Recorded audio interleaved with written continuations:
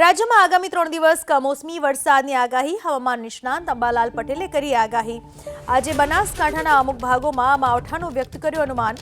કચ્છના કેટલાક વિસ્તારમાં પણ કમોસમી વરસાદની અંબાલાલની આગાહી। મહેસાણા અને અરવલ્લી જિલ્લામાં પણ વરસી શકે છે કમોસમી વરસાદ। કાલથી 2 દિવસ ઉત્તર ગુજરાતના ભાગોમાં વરસાદનું જોર રહેશે।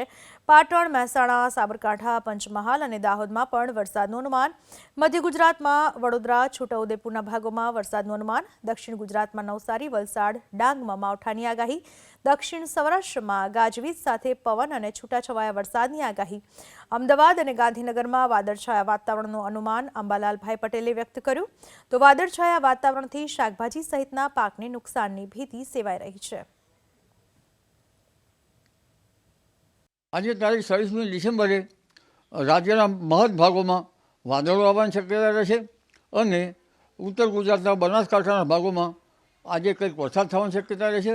અરવલ્લીના ભાગોમાં પણ કંઈક કમોસમી વરસાદ થવાની શક્યતા રહેશે, પરંતુ તારીખ 27મીથી કમોસમી વરસાદ વધશે। ઉત્તર ગુજરાતના ભાગો, કચ્છના કંઈક ભાગો, મહેસાણાના ભાગો, પાટણ, બનાસકાંઠા, હારીજ, સમીના ભાગો, ઉપરાંત હિંમતનગરના ભાગો, અરવલ્લીના ભાગો, પંચમહાલના ભાગો, દાહોદના ભાગો, લીમખેડાના ભાગો, આ ઉપરાંત નવસારીના ભાગો અને વડોદરાના કેટલાક ભાગોમાં પણ કમોસમી વરસાદની શક્યતા રહેશે। અમદાવાદ, ગાંધીનગરના કેટલાક ભાગોમાં પણ વાદળવાયુ રહેવાની શક્યતા રહેશે। હવામાનમાં પલટો આવશે। દક્ષિણ સૌરાષ્ટ્રના ભાગોમાં પણ કમોસમી વરસાદ થવાની શક્યતા રહેશે।